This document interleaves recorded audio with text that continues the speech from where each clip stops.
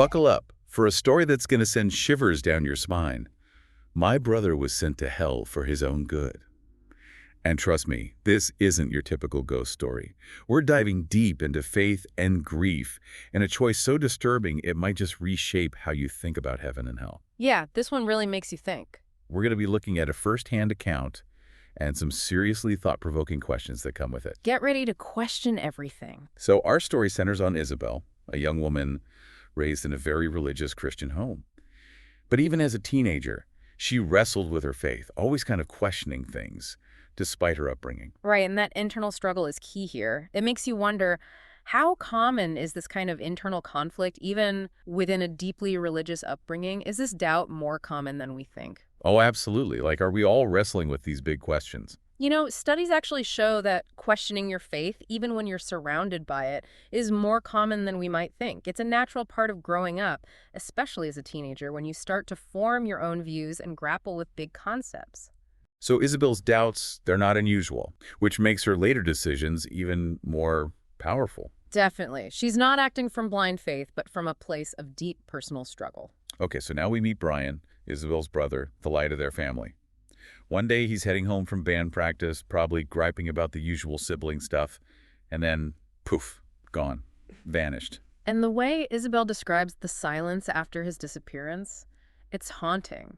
It's the silence of ambiguous loss. Psychologists talk about it as this thing that's so hard to process. Unlike when someone dies, there's no closure, no certainty. It's like this perpetual state of limbo. Right. Clinging to hope but fighting despair at the same time. Yeah, and that limbo, that not knowing, that's what really amplifies the horror. Absolutely, a psychological torture. Exactly. Okay, so for 3 long months, Isabel and her family, they search, they pray, they cling to that hope, but then that hope turns to horror. Bryan is found, murdered. And this is where the story takes its first dark turn. The killer, before being lynched, repents and begs for God's forgiveness. And according to, well, traditional Christian belief, sincere repentance means entry into heaven. And this is where Isabel's mind goes to a terrifying place. What if the killer is in heaven, redeemed? Does Bryan have to spend eternity with his murderer? That idea of heaven, that peaceful, joyous place, suddenly becomes this potential nightmare. Yeah, it makes you really question the whole idea of forgiveness and redemption. Is it simple, I'm sorry, enough? What about the victim? Where's their peace, their justice? Oh man, these are questions theologians have debated for centuries. Different branches of Christianity, they all have different takes on forgiveness, redemption, and the afterlife. It's complicated. And this story just throws us right into those uncomfortable complexities. At first. Okay, so, tormented by all this, Isabel turns to prayer, desperate for some answer, any answer. And an answer she receives, but not from who you'd expect. At Bryan's funeral, as everyone's leaving the church, she's alone, and suddenly face to face with, well, the devil. Here we go. And now this is where things take a seriously unexpected turn. The devil's not here for the usual temptation or torment.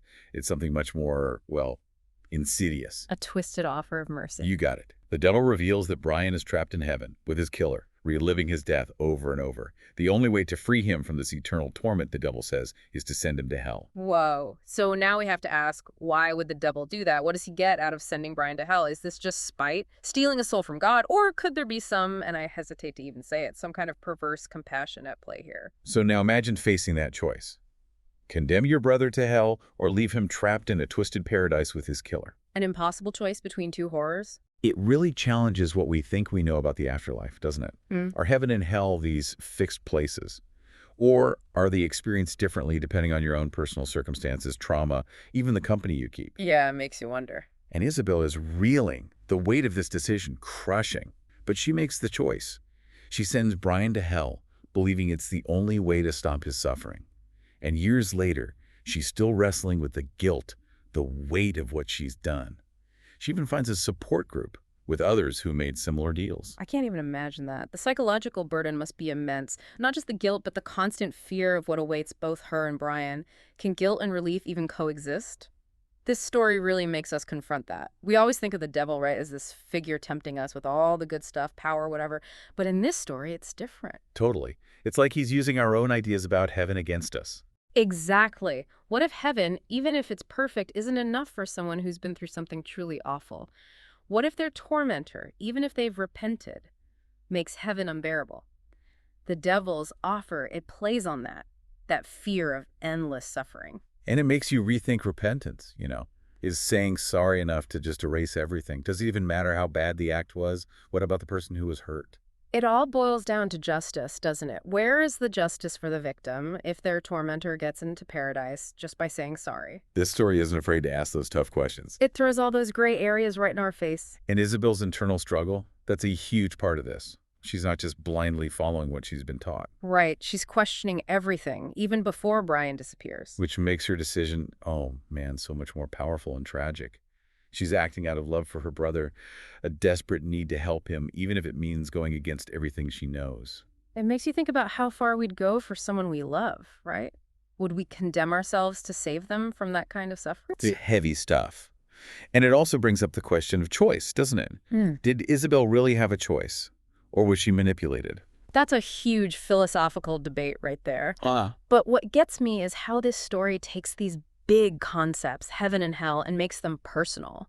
It's not about fire or angels, it's about the individual experience. The internal state, like being stuck with your abuser, even in paradise.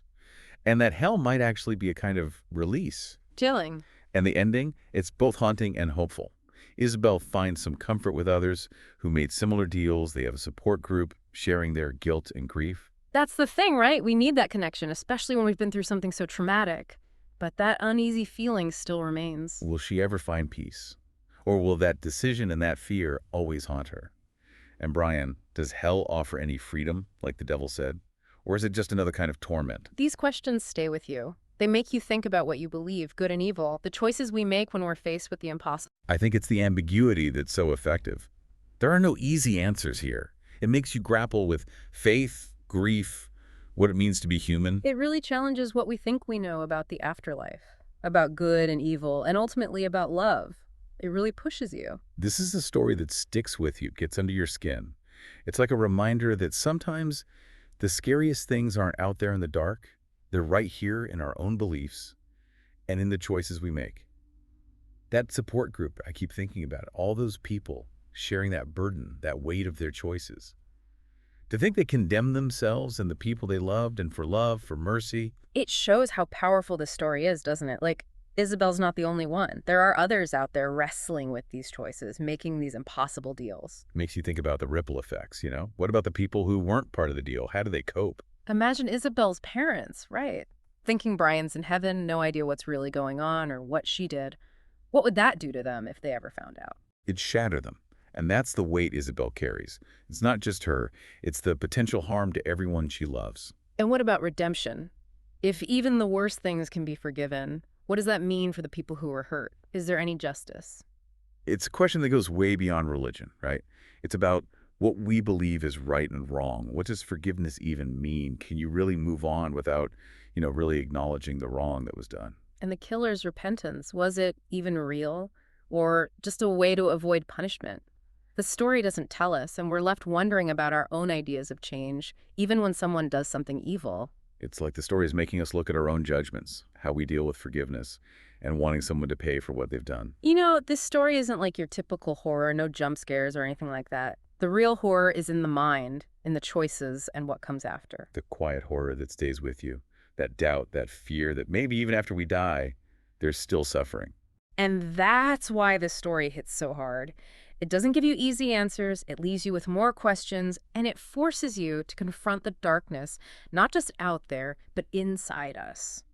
So what does it all mean? For me, it's that good and evil, heaven and hell, those lines aren't so clear. And sometimes even doing something out of love can lead to really bad things. It really makes you think about faith, grief, and just what it means to be human. The story, it stays with you. It makes you question everything you thought you knew, what you would do if you had to face something unimaginable. If you're looking for more stories like this, stories that explore the dark side, the mysteries, the things that keep us up at night, check out The Dread Show. We dig into those stories that haunt us, the ones that make us question everything. And if you have a story, something that made you rethink what you believe, or left you questioning things, share it in the comments. We'd love to hear it.